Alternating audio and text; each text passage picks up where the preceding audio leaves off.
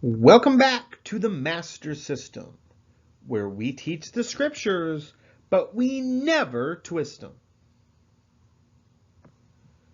So if you need an incentive to watch this week, we're going to look at the only place in the Bible where Jesus guarantees us a swift response. So this is probably the million-dollar question. Why does it take so long for God to answer us sometimes? What's he doing up there in heaven? Well, the time has come that we must establish the divine indifference motif. Okay, the divine indifference motif. We first saw this at the big fat Jewish wedding. Jesus asked Mary, he said, "Woman, what does your concern have to do with me?" Divine indifference. Divine indifference is when God doesn't exactly say no, but he just doesn't seem overly concerned with your request. Well, the judge in our next story definitely displays this indifference. So in this example, Jesus is giving us a picture of how prayer works. And if we can accept the fact that at least sometimes God is like this insensitive judge, then we can learn a valuable lesson here. We can read this parable as a behind-the-scenes look into God's decision-making process. And that's exactly how I suggest that we read this. You see, if we give careful attention to Jesus' teachings, then we can find the reasons why requests get answered. Like the friend who had a late night guest. Jesus made it very clear. It was not because of friendship, it was because of his importunity. He got the bread because he was bold enough to ask for it. So we have a similar case here. Importunity can also mean persistence to the point of annoyance. And that's how the widow overcomes the indifference of an insensitive judge. Let's take a look.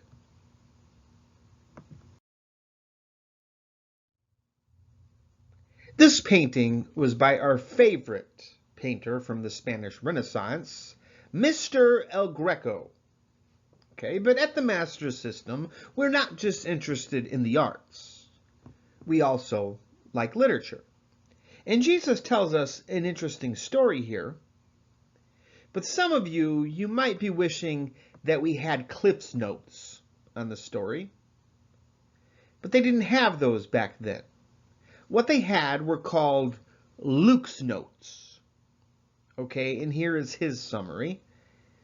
He said, one day, Jesus told his disciples a story to show that they should always pray and never give up.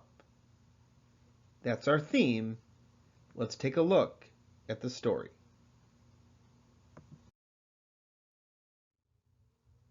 He begins, "There was a judge in a certain city," he said, "who neither feared God nor cared about people." So he's not going to answer her because he cares about her. Kind of like the friend who had the bread. It's not because of friendship. It's not because of friendship. You know, if God were going to do things for people just because he cared, then nobody would have any problems. People argue with this, but it's true. If God were going to do things just because he cared, then nobody would have any problems. He does not answer us because he cares. He answers us because of importunity. Let's take a look. He continued, and a widow in that town kept coming to him, saying, "Give me justice against my adversary." So this widow, she just kept coming. And Jesus is showing us how prayer works. It works when we just keep coming. Remember, it is not because of friendship, but it's because of importunity. Importunity means persistence to the point of annoyance. Let's take a look.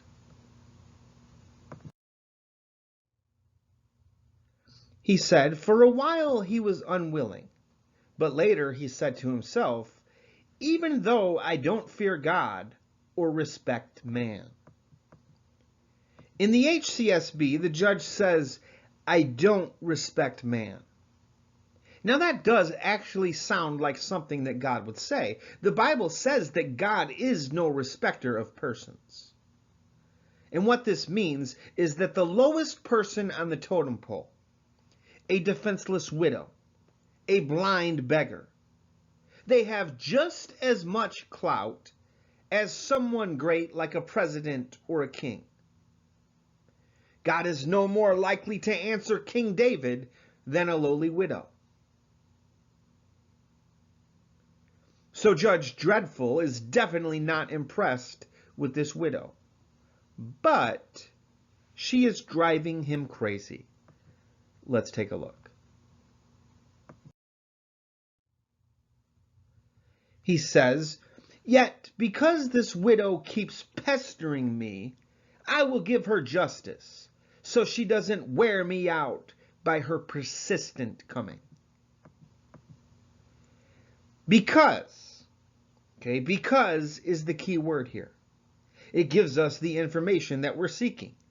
She receives her answer because she wore him out with her constant requests.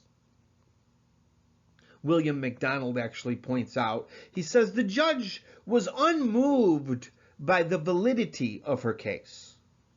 The fact that she was being treated unjustly, it did not move him to action on her behalf.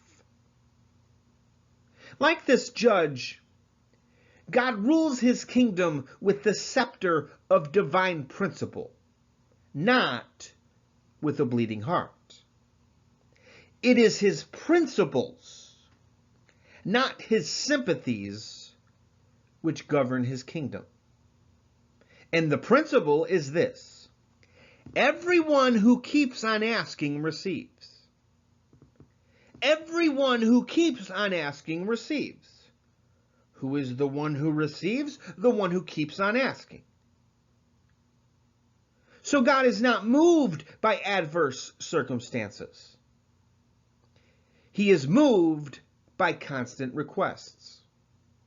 Great difficulties and pressing problems do not bring answers to prayer. Prayer brings answers to prayer. And not just prayer, but persistent prayer. Okay, it was her constant request. That's what moved the judge. So let's take a look at our precept.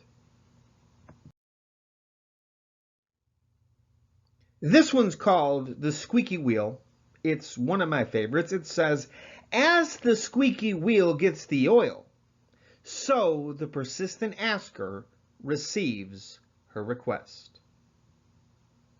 So the judge said, this woman is driving me crazy. She wasn't just asking. She was squeaking and squealing like a rusty wheel. If he were going to leave her in her miserable plight, then she had resolved to make his life miserable as well. And she wore him out with her constant requests. So remember this: as the squeaky wheel gets the oil, so the persistent asker receives her request. You know, the children of Israel spent 400 years enslaved in Egypt. 400 years. Yet the hand of deliverance did not lift a finger to help them. until their wheels started squeaking. Let's read from the book of Exodus, chapter 2, beginning there at verse 23. It says, "Now it happened in the process of time that the king of Egypt died. Then the children of Israel groaned because of the bondage, and they cried out. And their cry came up to God because of the bondage. So God heard their groaning, and God remembered his covenant with Abraham, with Isaac, and with Jacob.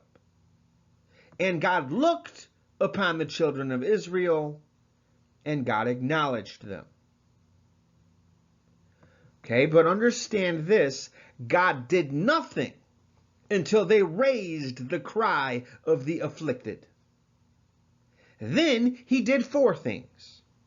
He heard, he remembered, he looked, and he acknowledged. God had planned their deliverance more than 400 years in advance, but he did not lift a finger to help until they began to squeak like a rusty wheel. Listen to this. Your problem will not move God, but your prayer will. Your squeaky wheel faith. Let's take a look.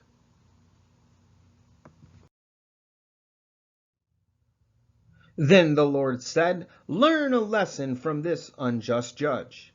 Even he rendered a just decision in the end." So let's learn a lesson. There are times when God puts us off, but we should know by now why we are grieved by various trials, why we suffer diverse temptations. It's so that the genuineness of our faith may be tested. Our faith, which is much more precious to God than gold. If our faith is genuine, then we will hold on to that request. We'll keep waving it in front of his face until it gets answered.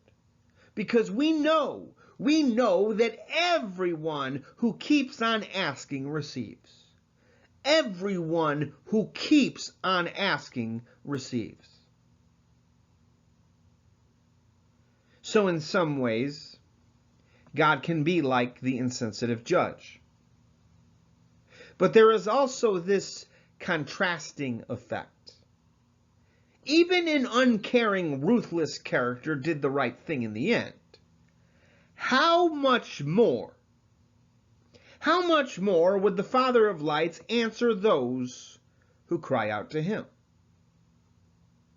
Nelson's commentary says, "The persistence of the widow is the lesson of the parable. If an insensitive judge will respond to the continual requests of a widow, God will certainly respond to the continual prayers of believers." And Jesus pretty much agreed with the commentator. Let's take a look.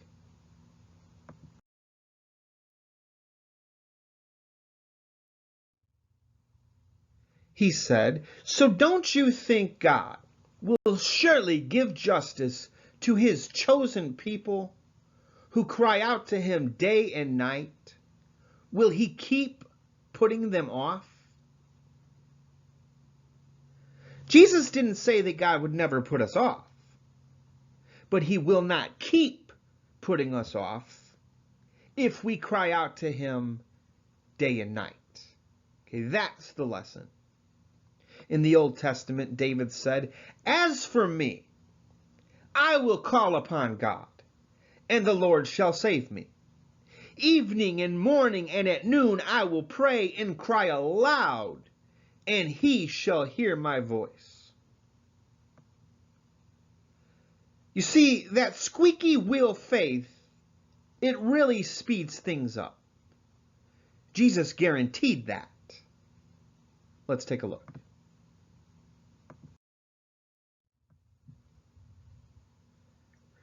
He said, "I tell you that he will swiftly grant them justice. he will swiftly grant them justice. Now you tell me, where else does Jesus guarantee a swift response? Just like this judge, he would not for a while.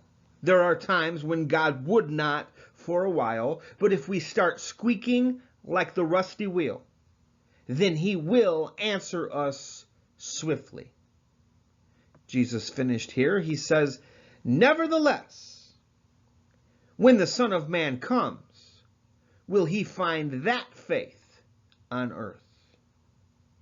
Will he find that faith? You see, he's not looking for just any kind of faith. He is looking for that faith. That faith which cannot be silenced. That faith which just keeps on coming. That faith which cries out day and night. That faith which squeaks, squeals, moans, begs, cries, weeps, wails, and makes any other kind of bothersome noise to let its driver know that it is in desperate need of oil. That faith never walks away empty-handed, because that faith refuses to walk away until it gets what it came for. And that faith is the whole reason that God even hesitated in the first place. He would not for a while so that you could show him that faith. When the Father of lights sees that faith, he will say to himself, I have millions of prayers to answer, but I'm going to get to yours first, because you have squeaky wheel faith, and I am always looking for that faith. He is looking for that faith. We are looking for our next precept.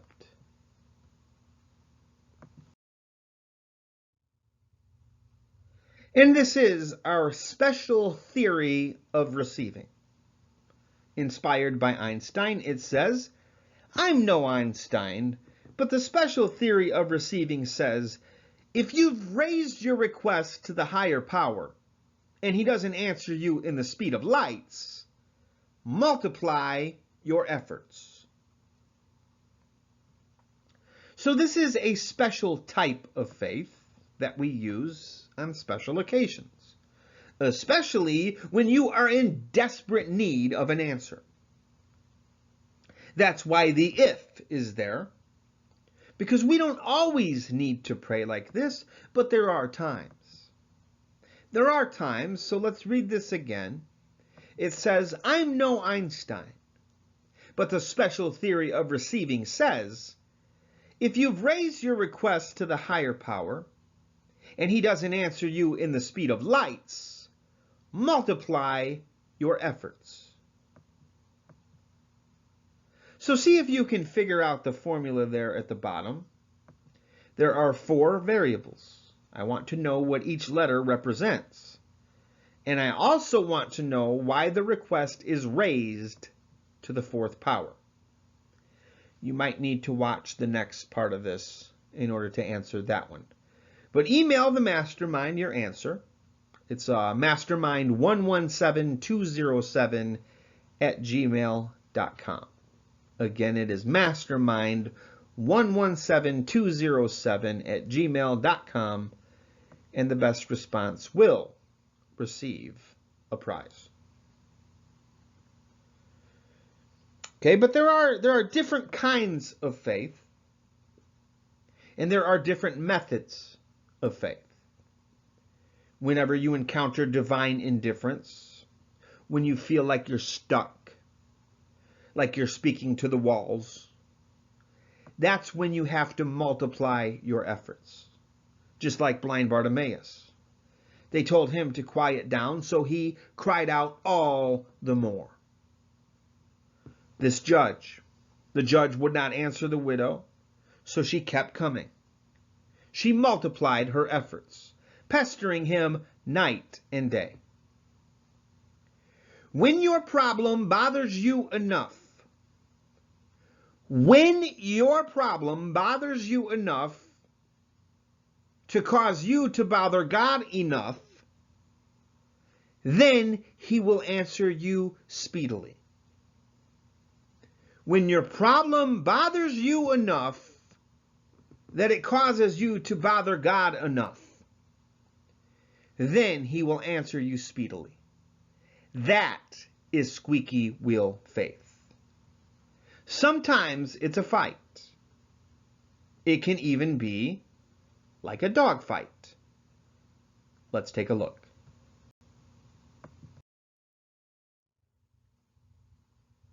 So we are continuing to establish the importunity motif with this series.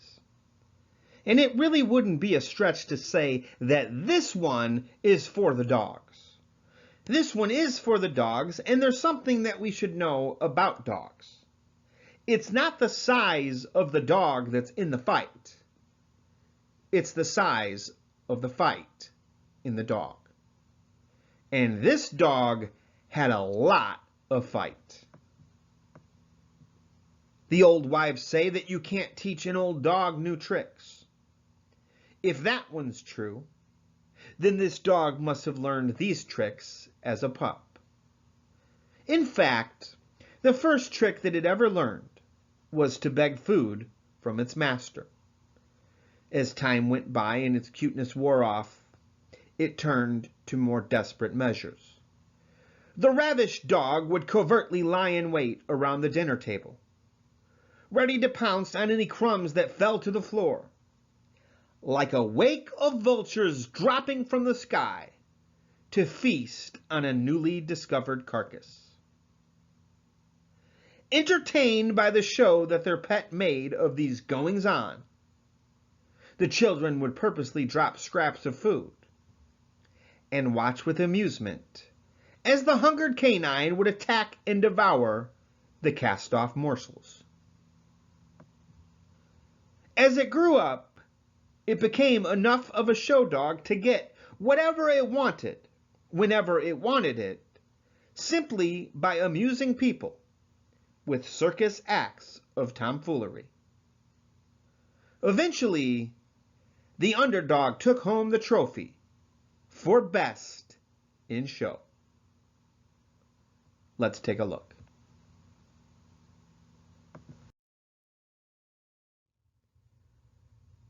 She was not a domestic dog. Mark singled her out as a foreigner.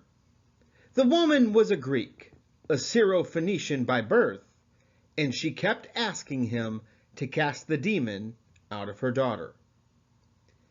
As it was, this Syro-Phoenician mutt had no right to the things for which she was asking. Notwithstanding, the desperate mother pleaded with the great deliverer, "Have mercy on me, O Lord, Son of David. My daughter is severely demon-possessed." This woman's daughter did not just have a case of the demons. She had a severe case of the demons. Her first cry for help met with just about as much disappointment as could be expected in this already hopeless situation. But he answered her not a word. Talk about divine indifference. Jesus seemed entirely uninterested in ridding her child of the severe case of the demons. So much so, he did not even dignify her with a response. Undoubtedly, the deliverer would have shaken off many comers by this show of indifference. Unfortunately, as many as would walk away at this point would walk away empty-handed. John said, "If we know that he hears us in whatever we ask, then we know that we have the requests which we have asked from him." Well, there's only one surefire way of making sure that God hears us. You have to squeak like a rusty wheel in desperate need of oil. Squeaking is exactly the recourse this wheel decided to take. Let's take a look.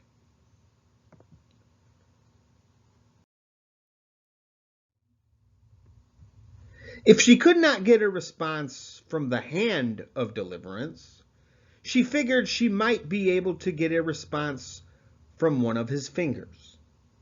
Undeterred, she went after his followers, pestering and pestering them until they were so worn out by her persistent pleas, they came and begged the hand to do something for her or with her, even if it just meant ushering her out the door.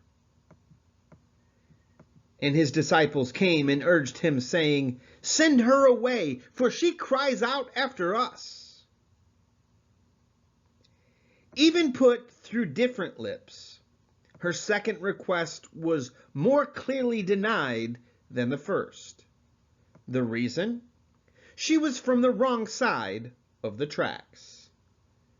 Thinking he could get them to point the way to the door for the lowly Canaanite, he explained to his fingers, "I was not sent except to the lost sheep of the house of Israel."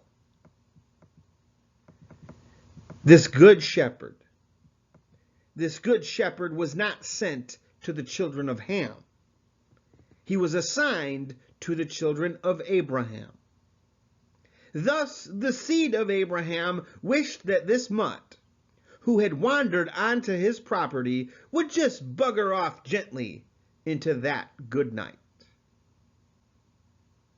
After being ignored, most people would have simply given up. The rest of the fold, those who merely had good faith, they would have thrown in the towel after he had made his intentions of doing nothing a little more clear. But for this woman of great faith, her motivation was given a quick shot in the arm. At first, her plea had escaped the notice of the hand of deliverance. At least now she had arrested his attention. And this tiny movement towards acquiescence gave the tale enough energy in the form of hope to fuel its wagging of the dog. Let's take a look.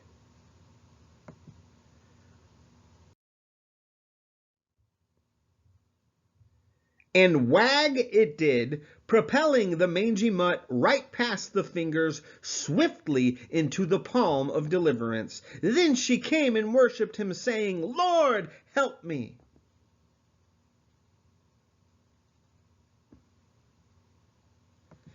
She began this encounter by walking on eggshells. At first, it was not abundantly clear how badly she even wanted her child's deliverance. But the more resolute her new master became in denying her request, the more adamant she became about getting exactly what she wanted. Maybe, just maybe, this is the kind of stubbornly persistent faith it takes to get one's grubby little hands into heaven's cupboards. Notwithstanding these valiant efforts, Jesus showed no sign of giving in. He met her third and most adamant request with an even more adamant denial. This woman was now acting like a stray dog that kept getting into the garbage bins.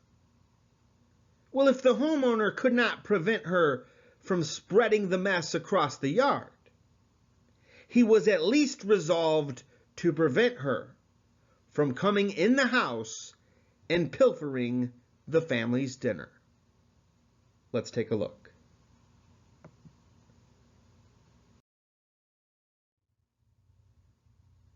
He gave what proved to be his final remonstrance. "It is not good to take the children's bread and throw it to the little dogs. This ravished tail-wagger had come sniffing around the dinner table, hoping to swipe something off the plate of one of Abraham's children. When she had almost gotten her grubby little paws on something, she was caught red-handed and sternly reprimanded. In this instance, the bread of life was intent on preserving himself for the rightful heirs. After all, they were the descendants of those who cared so much about their bread in the wilderness. They valued it so greatly that they left it to dry rot in the desert, where not many years later their scorched bodies would do the same. Yet, the bread of life was not intent on punishing this generation for the sins of their fathers. Instead, he was protecting the children's bread from this stray ball of fur, who had moseyed on in to munch on it. Let's take a look.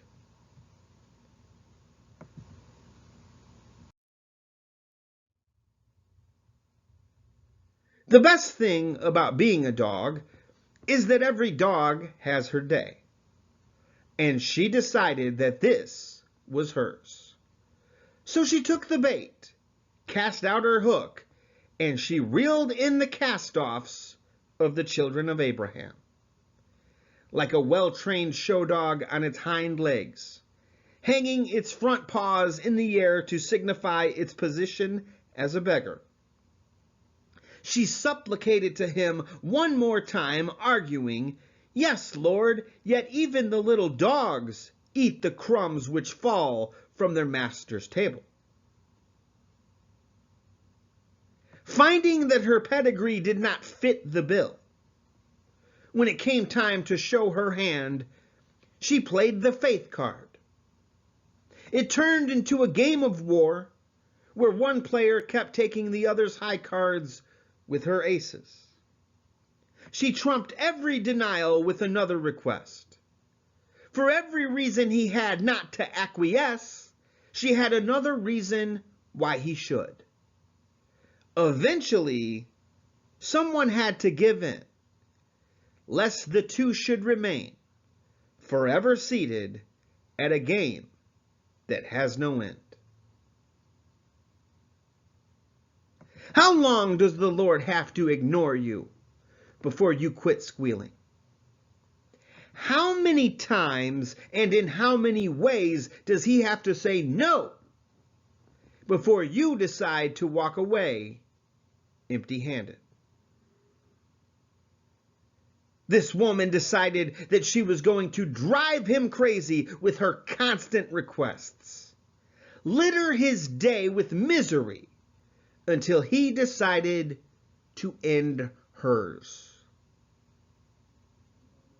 This relentless woman passed the test of denial by pounding his ears with an entourage of requests. For every denial, she had an equal and opposite rebuttal. She found reason after reason why Jesus should answer her. How did the bread of life respond? Let's take a look.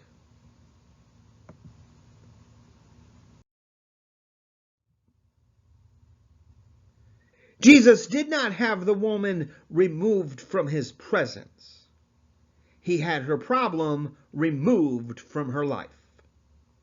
Seeing that her resolve would not be broken, Jesus finally acquiesced.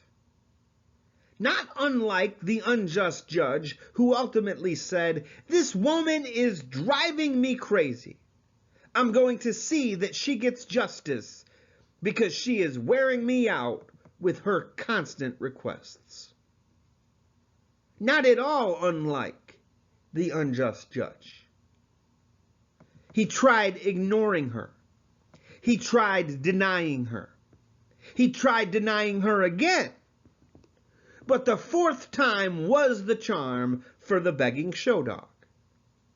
Commending her performance, he said, "O woman, great is your faith. Let it be to you as you desire."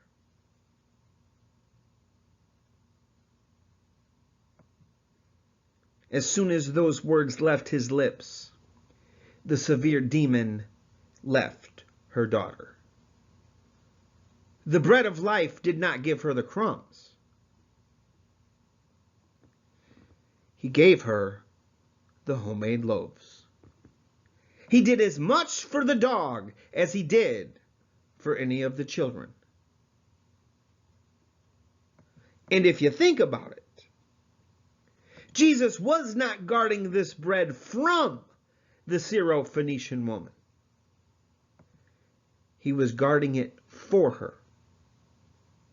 He just didn't realize she was a true daughter of Abraham until she showed him. She showed him what her father showed his father 1,800 years before. And then he saw the family resemblance. Let's take a look at our precept.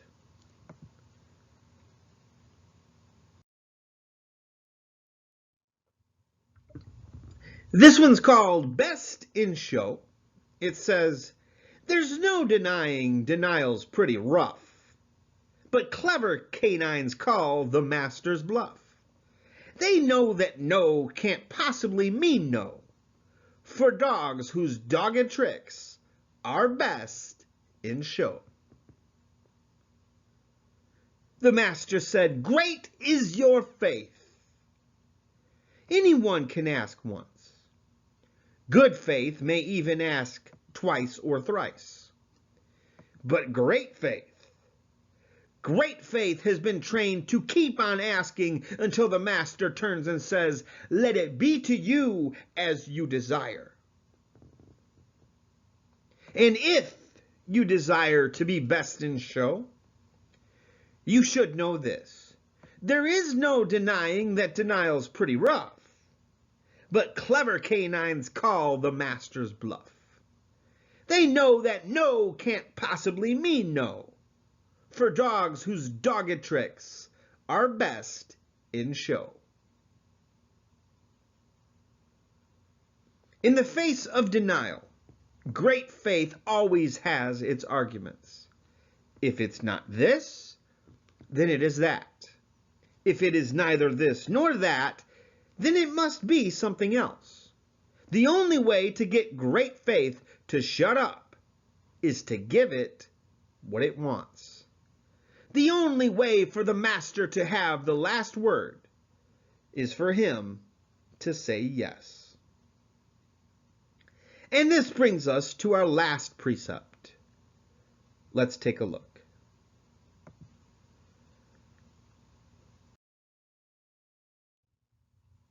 And this one's called affirmative reaction. It says, "The final answer is always yes to those who refuse to take no." The answer is yes. 2 Corinthians chapter 1, verse 20 gives us the answer. Reading from the Amplified, it says, "For as many as are the promises of God, in Christ, they are all answered yes. So through him we say our amen to the glory of God." Every promise is answered yes in Christ Jesus. And if we know that the answer is yes, then there's no good reason to quit asking until we receive. This is why we never give up. And this is why we always have an affirmative reaction, because we know that the final answer is always yes to those who refuse to take no. Jesus said, "Everyone who keeps on asking receives." You never have to worry about God denying your request, because everyone who keeps on asking receives. Do you know what a panacea is. Okay, that verse is a panacea, and that means it's a cure-all. If there was one verse in the Bible that was a panacea for every doubt that you could ever have, that is the verse. Everyone who keeps on asking receives. You should replace every file of doubt with that gem of eternal truth. We talk about mind renewal. That's how you do it. When it comes to believing God for your request, that word sword will demolish every argument that raises itself against the knowledge of God. It will strike down any argument.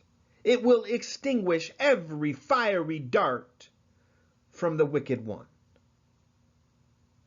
No matter what the tempter says, your response is always the same. I'm going to keep on asking because everyone who keeps on asking receives. That is the affirmative reaction. I'm just going to keep on asking because everyone who keeps on asking receives. And of course, that gem is found in Matthew 7:8. But there is this other verse which says, a fool's voice is known by his many words. My word count is rising even as I speak, so we better stop here. Thanks for watching. We'll see you next week. Same mastermind time, same mastermind channel.